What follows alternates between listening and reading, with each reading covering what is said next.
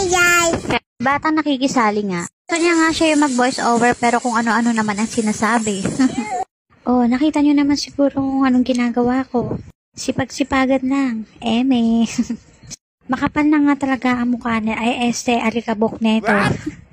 Bayan. Natatakot na nga ako at mas malakas na yung hangin mo kaysa sa electric fan ko. Uy, charot. Naiirita na nga talaga ako dyan. Yung mga kasama ko sa bahay ay mga Disney Francis.